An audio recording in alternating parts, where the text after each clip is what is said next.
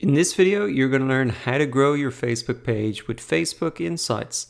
So to access Facebook Insights, you want to click on the Insights tab at the top of your Facebook page once you're logged in. And the first report that you're going to see here is the overview report. And this will give you an overview of some of the key metrics from your Facebook page over the last 7 days by default. Now, if you do want to change the time frame, you can select today, yesterday, the last 7 days, or the last 28 days. And you can see then all of those metrics really on the last 28-day basis. If you want to go beyond 28 days, you also have the option there to export the data. And you can export up to 180 days at a time. So you can select maybe this quarter or this month, set the dates, and then export the data if you do want to get that longer term view. Now, while this overview report is great to get a snapshot of your performance of your Facebook page, to get the insights for how to grow, we really want to come into the individual reports in the sidebar here. So let's come into some of these individual reports to see how we can grow our Facebook page. Well, first thing we want to know is, okay, how is our growth rate and how are we doing? Here we can see a graph up at the top in terms of our page followers up and down over the last, we can change this to month or quarter or week.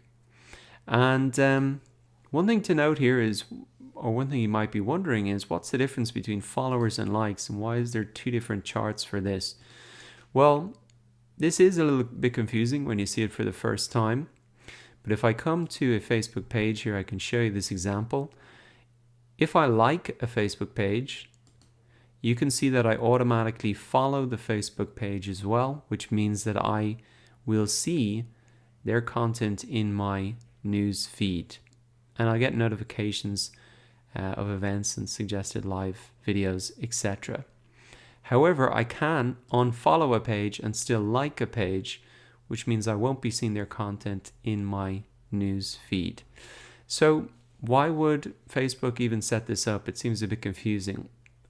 I think the key idea is that you could follow a page, but not necessarily like the page.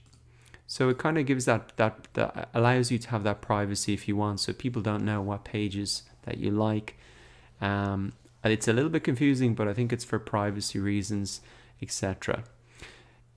I think in terms of a business, you shouldn't really be too worried about this.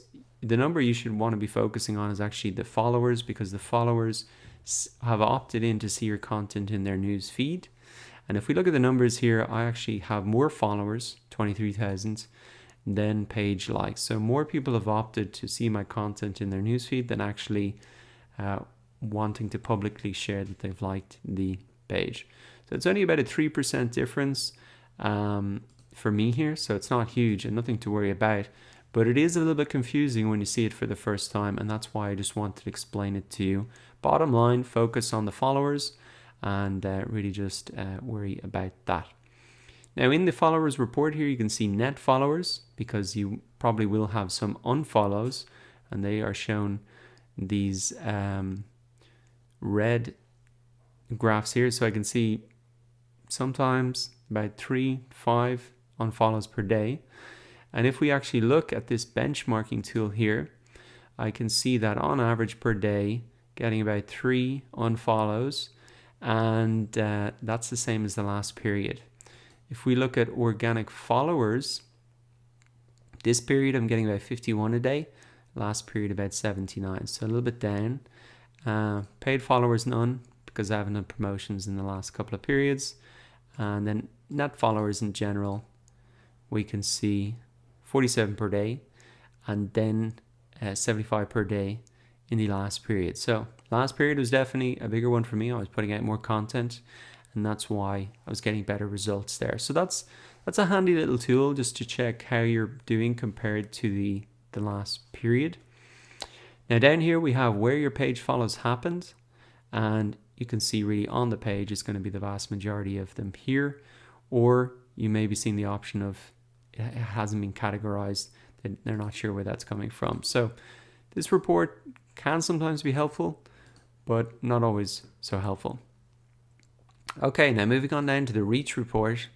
This is really where it starts to get interesting, and we can see how many people are actually seeing our posts on a daily basis. So this will depend when you post. You can see it really spikes when I've posted out here.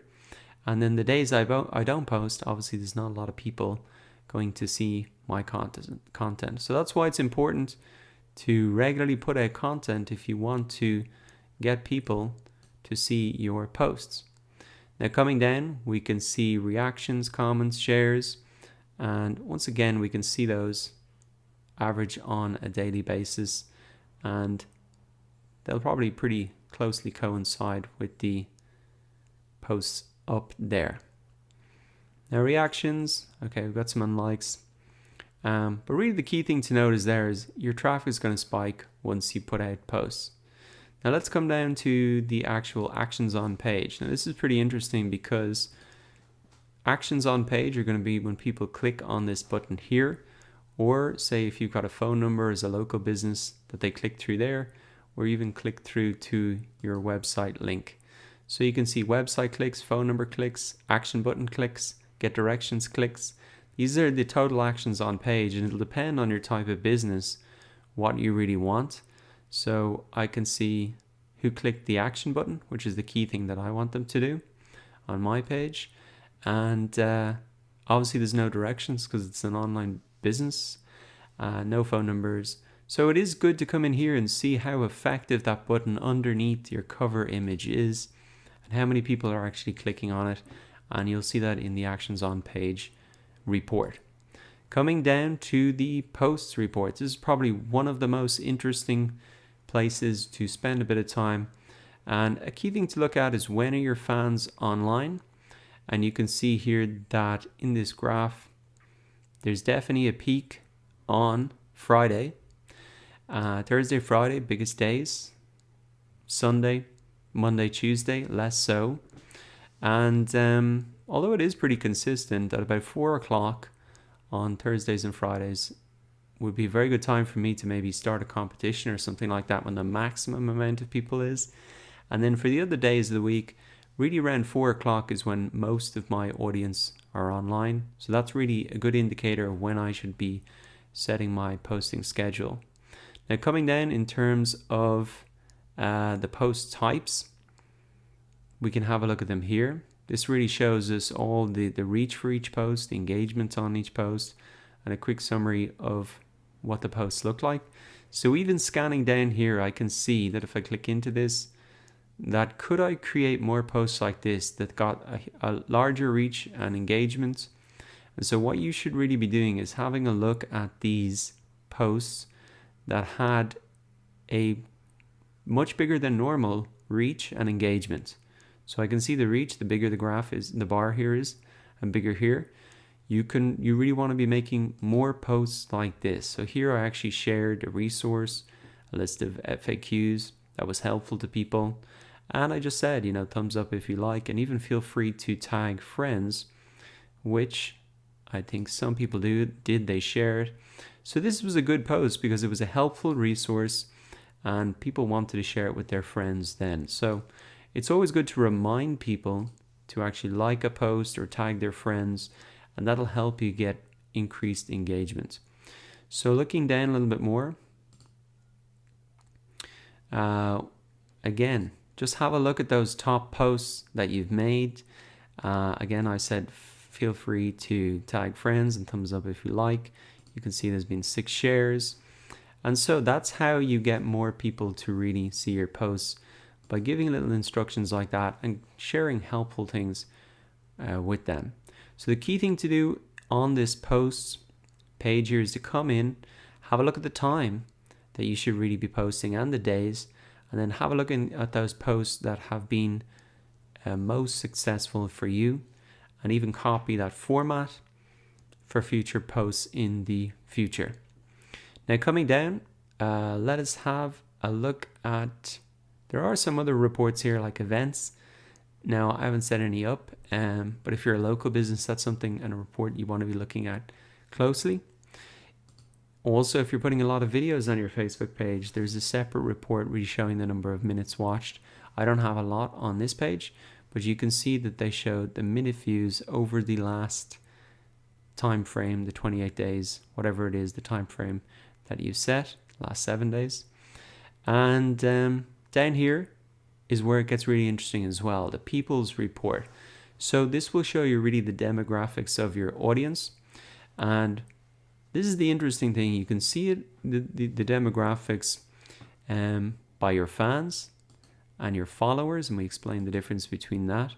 But you can see that's almost identical, that really there's a strong skew towards males of 25 to 34 in both the fans and followers, about 25%. If we come to people reached, again, 25% men in that age bracket.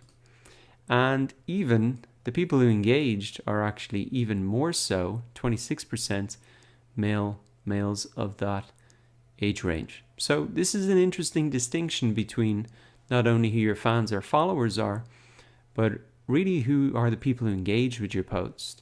So what you want to be doing is really keeping this demographic in mind. What are going to be the pain points, the problems that a person, a man of 25 to 34 for say digital marketing, what are going to be the type of problems that they have?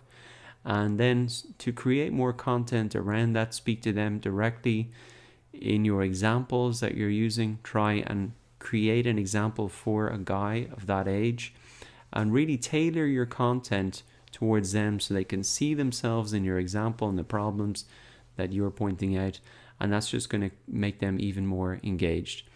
Now down here as well, you can even see the country and the city and the language.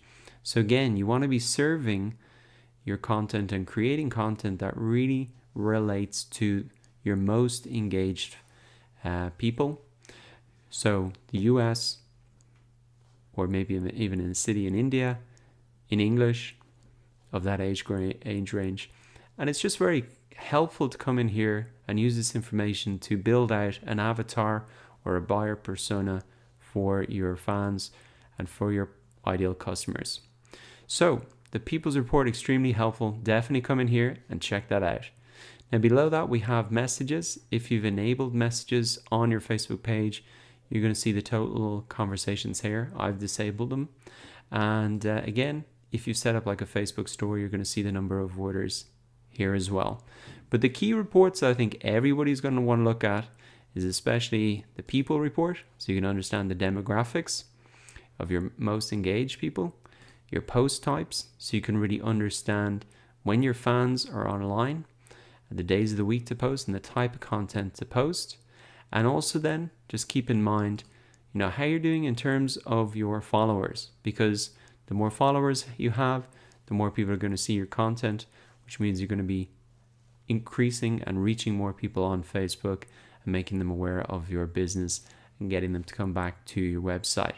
So come into your Facebook Insights now that you know how to analyze these reports and get some insights out of them, and check out these reports for yourself.